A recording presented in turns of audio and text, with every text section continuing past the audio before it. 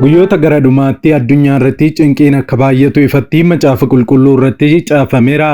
Biyyoonni addunyaa wal waraanuun waraanni addunyaa guddaan akka uumamu, kanaanis namoonni biiliyoona 2 ol ta'an akka dhuman ifatti lafa kaa'a. Dhugaa dubbachuuf amma Ameerikaa fi Awurooppaa fi Eeshiyaan, Afrikaan walii isaaniitti deebi'uudhaan waraana sodaachisaa keessa seenuuf qoqophaa'aa jiru. Kan humna qabu abbaa fedhee manaa baasee yeroo itti adabu irra geenyeerra.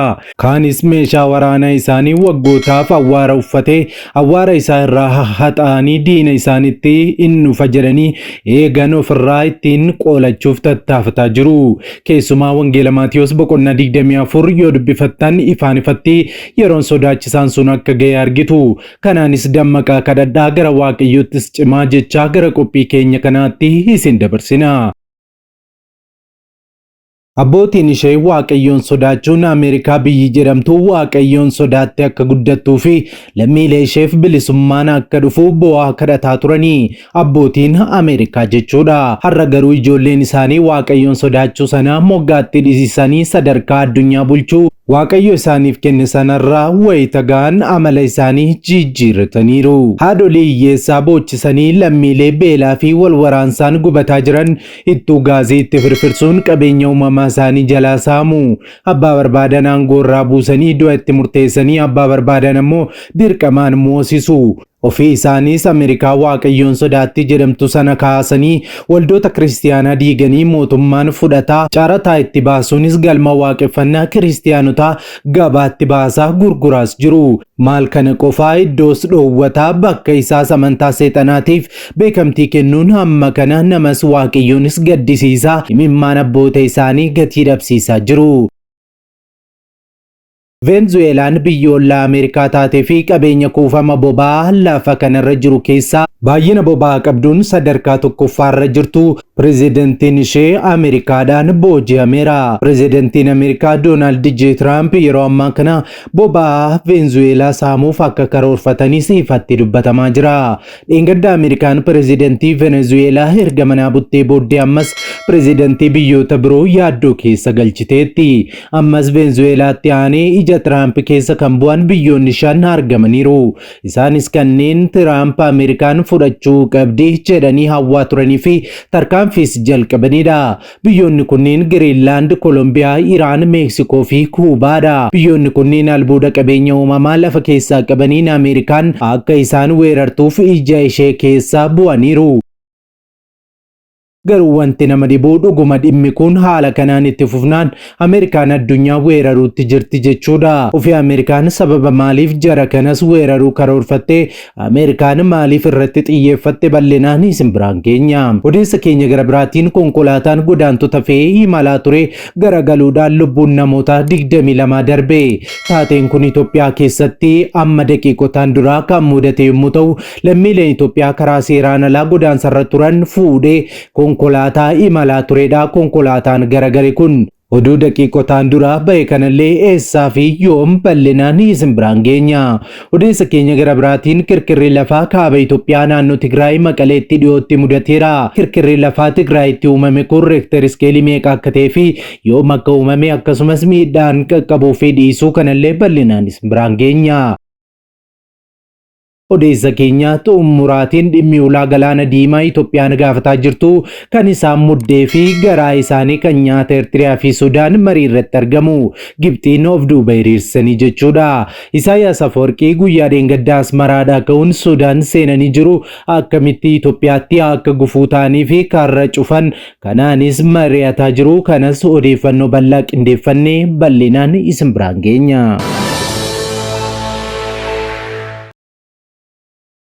Nagaa faraarri Waaqayyoo bakka jirtanitti hunduma keessaniif haa baay'atu. Akkam jirtu daawwattoota Kiristiyaan Miidiyaa.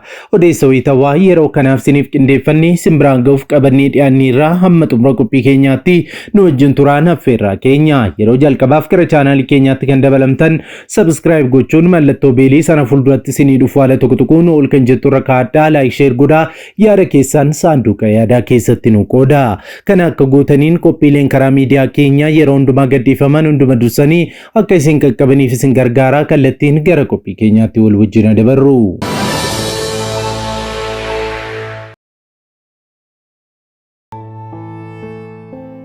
daawwattoota keenya YouTube keenya kan daawwataa jirtan hedduun keessan walakkaadhaa ol kan taatan YouTube keenya subscribe kan hin goonee fi like share kan hin goonedha. Kun isiniif baay'ee salphaadha. Gatii baaftan isin qabdanii. Kanaaf like share gochuun jalqabaa. Kana gochuun keessan ammoo qophii nu isiniif dhiyeessinuuf bu'aa guddaa nuuf buusa jenna.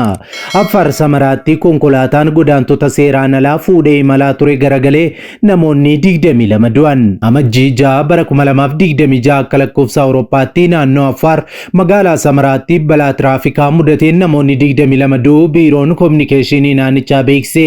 Balaan kun har'a barii naannoo sa'aatii 11 qaqqabuu kan ibsee biirichi balaa kanaan namoonni 30 miidhaa cimaan 35 ammoo miidhaan qaamaa salphaan erga irra ga'ee booda hospitaala Dibtuutti yaalamaa jiraachuu ifoomsan.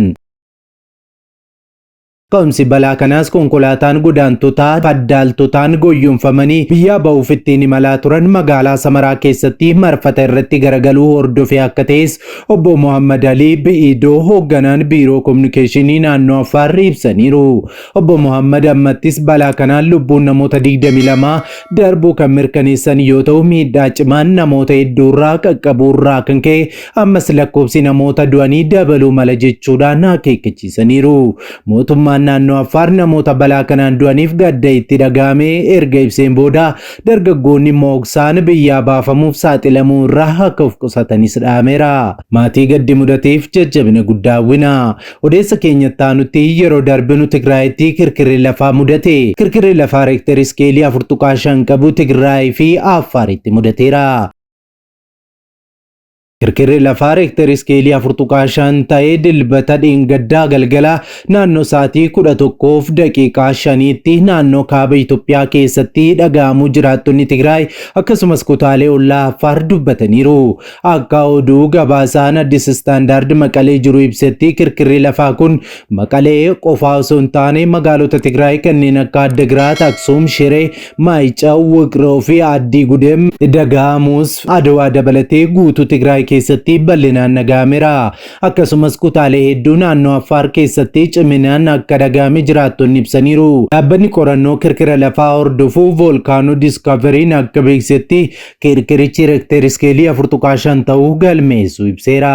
Maddi kun akka ibsetti ka'umsi kirkira lafaa kun kaaba baha Maqalee irraa fageenya kiiloomeetira 60 irratti argama.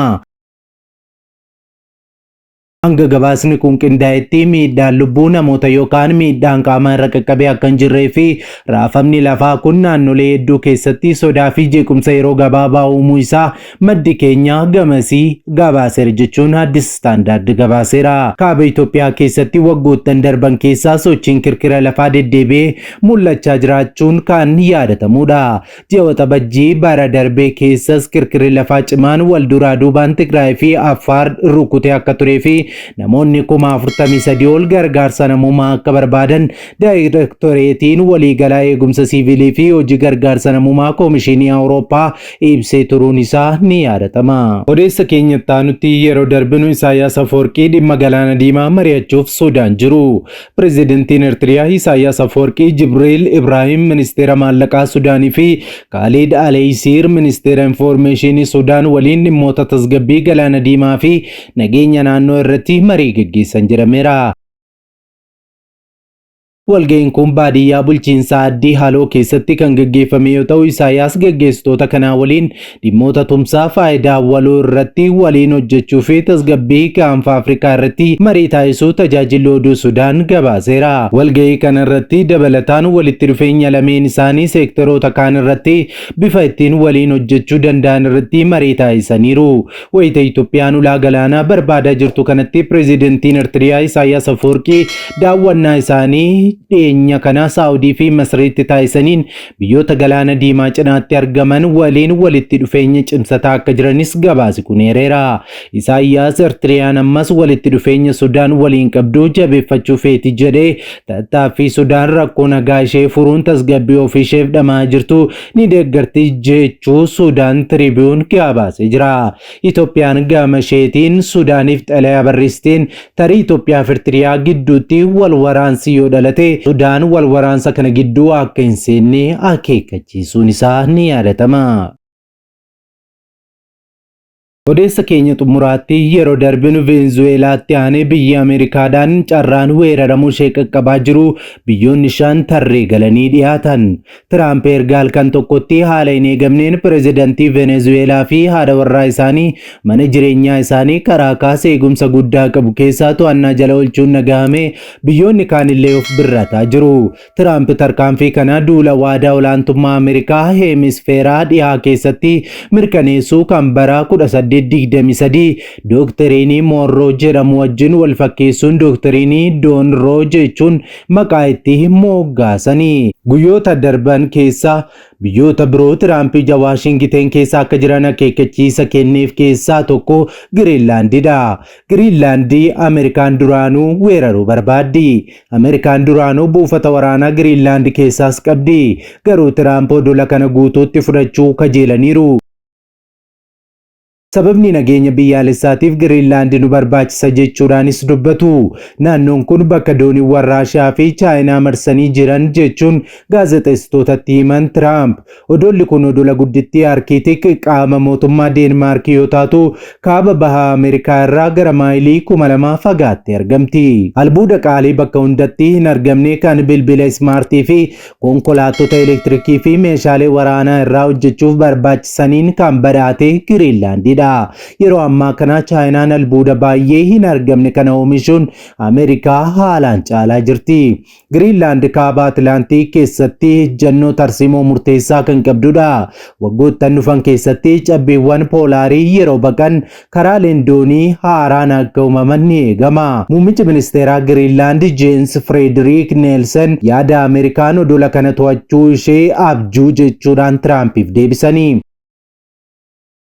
Kana booda dhiibbaan jiraachuu hin qabu. Dhimma irratti mari'achuun barbaachisaa ta'e karaa seera idil addunyaa kabajuun mari'achuun nuti qophiidha jechuudhaanis ibsan.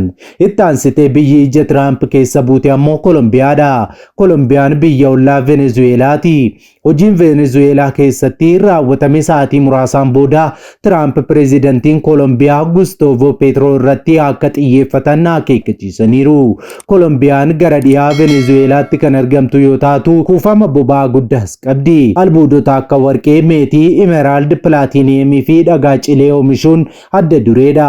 Dabalataanis daldalaa qoricha sammuu namaa adoochuu naannichaaf keessumaa kookeenii fi wiirtuu murteessaa taate tajaajilti Kolombiyaan. Ameerikaan baatii fulbaanaa keessa bidiruuwwan Kaaribiyaanii fi Baha Paasifiik keessatti argaman irratti xiyyeeffachuu eegaltee turte. Ragaa tokkollee utuu hin dhiyeessin qoricha sammuu namaa adoochuu geejjibsiisti jechuudhaan simatti. Kanaanis Tiraampii fi pireezidantiin Kolombiyaa gidduutti wallabdeen guddachaa dhufeera. Baatii onkoloolessaa keessaa Ameerikaan qoqqobbii Peetroo irra kaa'uun wanbadoonni akka heddummaatan hayyamuu isheen himatee ture. Tiraamp dilbata darbee xiyyaara Air Force One keessa ta'anii haasawaa taasisaniin Kolombiyaan nama dhukkubsataa yookaan nama dhuunfaa rakkina qabu kookeenii hojjechuu fi Ameerikaa gurguruu jaallatuun geggeeffamaa jirti jechuudhaan dubbatan. Kana caalaa yeroo dheeraaf itti fufuu hin danda'u jechuudhaanis ibsan. Kanaanis karoorri Ameerikaa gara fuulduraatti akkuma pireezidantii Venezuelaa Kolombiyaa irratti akka xiyyeeffatan akeekameera.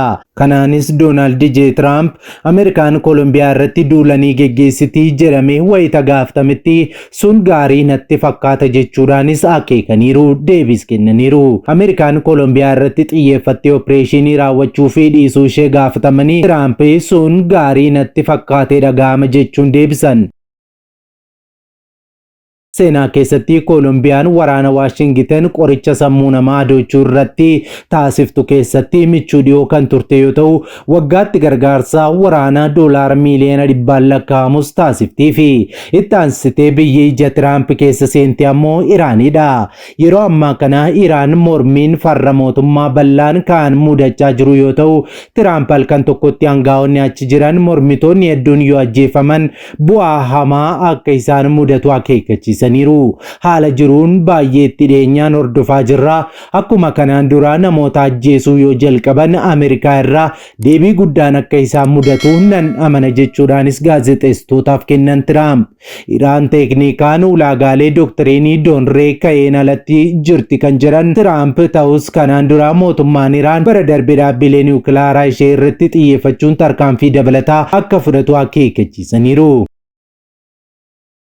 Haleellaan kun kan raawwatame hojii bal'aa Israa'el dandeettii Iraan meeshaa niwukilaaraa uumuu dhabamsiisuuf kaayyeffate hordofee kan raawwatame yoo ta'u kunis wallabdee guyyoota 12 Israa'el fi Iraan gidduutti akka uumamu taasiseera. Torban darbee marii Tiraampii fi muummee ministeera Israa'el Benjaamin Netanyaahuu gidduutti taasifame irratti Iraan mata duree marii isa jalqabaa ta'uunis ibsameera. Miidiyaaleen Ameerikaa Netanyaahuun bara 2026tti haleellaa haaraa Iraan irratti raawwatu akka dursu kaasaniiru. Biyyi gara biraan ija Ameerikaa keessa buutee fi tarkaanfiin Venezuelaa qaqqabe ishee qaqqabuu mala jedhamtee tokko ammoo Meksikoodha. Tiraamp bara 2016 yeroo jalqabaaf gara aangootti yeroo dhufanitti daangaa Ameerikaa kibbaa Meksikoo irratti dallaa ijaaruu jechuun gaaffii dhiyeessee ture. Bara 2025ttis guyyaa jalqabaa aangootti deebi'an maqaa galoo galaana Meksikoo gara galoo galaana Ameerikaatti akka jijjiiran ajajaa hojii raawwachiiftuu baasuun isaanii ni yaadatama. Yeroo baay'ee qondaalonni Meksikoo daddabarsa qoricha sammuu namaa adoochuu yookaan godaantonni seeraan alaa gara Ameerikaa baqatan to'achuuf hin dandeenye jedhamuun himatamaa turanii. Dilbata darbee haasawaa taasisaniin qorichi sammuu namaa adoochuu Meksikoo irraa daddarbaa akka jiruu fi waan tokko gochuu qabna jechuun dubbatanii turan Tiraamp. Pireezidantiin Meksikoo Kilaawudiyaa Sheinbaayum tarkaanfii waraanaa Ameerikaan dachee Meksikoo irratti fudhattu kamiyyuu ifatti sirrii miti jechuun mormaniiru. Biyyi shanaffaa fi xumuraa gara biraa Ameerikaan ija irra buufatte ammoo Kuubaadha. Kuubaan michuu Raashiyaati. Biyyi odola keessatti argamtu Kuubaan biyya Filooriidaa irraa maayilii 90 qofaa fagaattee argamtu yoo taatu jalqaba bara 1960moota irraa eegalee qoqqobbii Ameerikaa jala turte. Venezuelaa Nikolaas Maaduroo waliinis hariiroo cimaa qabdi turte. Tiraamp dilbata darbee Kuubaan kufaa waan jirtuuf waraanni Ameerikaa gidduu seenuu hin barbaachisu jechuudhaan dubbatanii turan. Biyyattiin gadi deemaa waan jirtuuf tarkaanfiin nu barbaachisaa natti hin fakkaatu jechuudhaan dubbatan Doonaald J. Tiraamp pireezidantiin Ameerikaa. Galiin Kuubaa guutummaatti Venezuelaa irratti hirkata. Keessumaa ammoo boba'aa Venezuelaa irratti hirkata.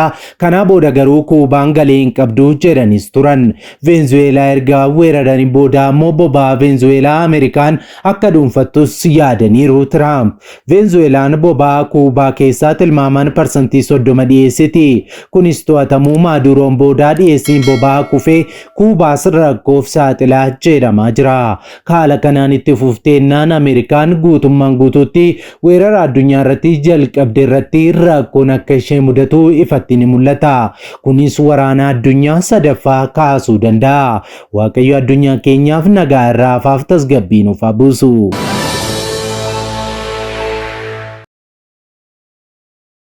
Egaan daawwattoota Kiristiyaan Miidiyaa odeessi dammaqsituu fi oduu addunyaa keenya yeroo kanaaf isiniif qindeeffanne kanneen hanga ammaatti daawwattanidha. Waan daawwattaniif ulfaadhaa jechaa qophii keenya walakkaatti kan nutti dabalamtan subscribe gochuun mallattoo beelii sana fuulduratti isinii dhufu haala tokko tokkoon ol kan jettu irra kaa'adhaa like share godhaa yaada keessan saanduqa yaadaa keessatti nuu qoodaa. Kana akka gootaniin qophiileen karaa miidiyaa keenyaa yeroo hundumaa gadhiifaman hunduma dursanii akka isin qaqqabaniif isin gargaara. Saatutaan booda odeeffannoo itawaa gara birootiin hanga deebinee wal arginutti turtiin turtii gaarii isiniif haa ta'u nagaan tura.